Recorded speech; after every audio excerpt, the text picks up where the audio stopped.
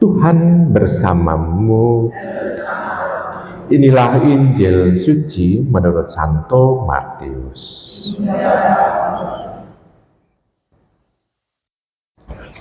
Pada suatu hari, Yesus naik ke dalam perahu dan murid-muridnya mengikuti dia. Sekonyong-konyong, mengamuklah angin ribut di danau itu, sehingga perahu ditimbus gelombang. Tetapi Yesus tidur. Maka murid-muridnya membangunkan dia, katanya, "Tuhan, tolonglah, kita binasa." Yesus berkata kepada mereka, "Mengapa kalian takut, hai orang yang kurang percaya?" Maka bangunlah Yesus menghardik angin dan danau, maka danau menjadi teduh sekali. Dan heranlah orang-orang itu, katanya, "Orang apakah dia ini sehingga angin dan danau pun taat kepadanya?" Demikianlah sabda Tuhan. Ibu, bapak, saudari-saudara yang terkasih dalam Tuhan, di sana kita bisa melihat situasi di mana para murid ada bersama dengan Yesus, ya, ada bersama dengan Yesus, dan kebetulan Yesus tidur di buritan. Karena kalau di haluan kan jarang ada orang itu kalau misalnya dengan perahu tidur di haluan, jarang. Pasti biasanya tidur itu pasti di buritan. Nah, di situ Tuhan bersama dengan mereka. Tetapi kita bisa melihat para murid itu galau atau situasinya cemas atau juga ketakutan karena situasi yang ada di lingkungannya yang tidak membuat mereka nyaman, karena mereka merasakan, kok banyak sekali kok ada bahaya dari kiri, kanan, depan, belakang, karena air mulai masuk, karena angin ribut itu. Tetapi mereka lupa bahwa ada Tuhan. Walaupun Tuhan dalam keadaan tidur di sana, tetapi mereka lupa bahwa ada Tuhan. Lalu mereka malah gelisah sendiri.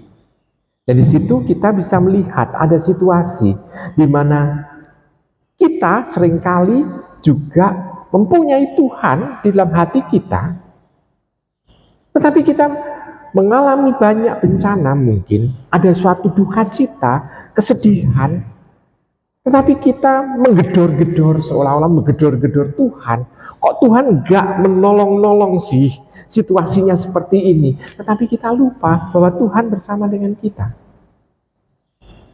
Padahal kalau bersama dengan Tuhan, situasi seperti apapun itu pasti akan mengalami keselamatan, mengalami kebaikan. Tetapi kita seolah-olah seperti orang yang tidak punya kepercayaan, seperti para murid, gak percaya gitu seolah-olah nanti kalau situasi itu pasti. Nah, kita bisa melihat apakah ini Tuhan itu mau untuk membiarkan. Kenapa? Karena angin ribut dengan gelombang yang besar, tapi Tuhan masih bisa tidur, berarti kita bisa melihat Tuhan masih tenang.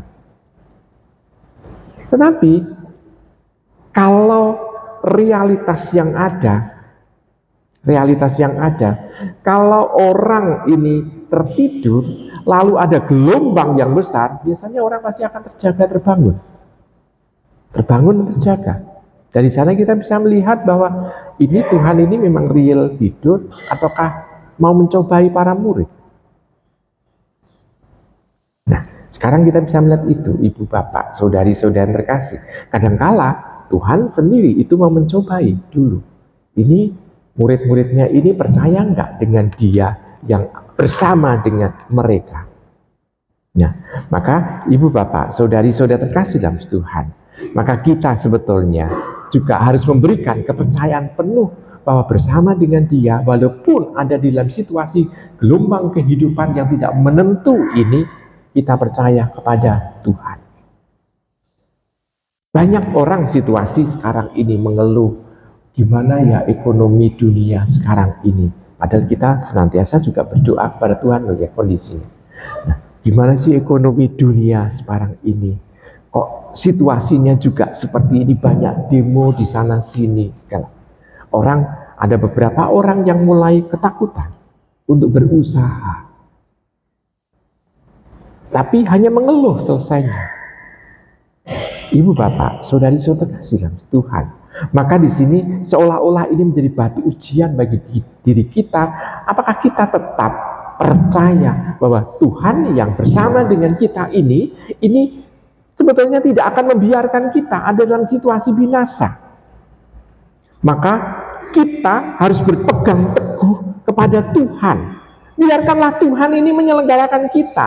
Tuhan pasti akan membantu kita bila kita ada dalam situasi, ada dalam bahaya yang mungkin mematikan kita. Tuhan ini akan memberikan kebaikan kepada kita. Maka ibu bapak, saudari-saudari terkasih dalam Tuhan, kepercayaan kepada Tuhan ini sungguh-sungguh dituntut untuk kita.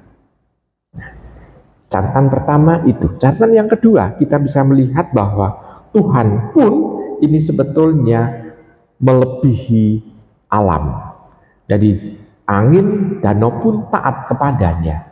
Berarti tampak bahwa kita yang seringkali mungkin ketakutan dengan alam sekitar kita, kita percaya bahwa Tuhan juga menyelenggarakan yang indah, tidak hanya untuk kita, tetapi juga alam sekitar kita pula.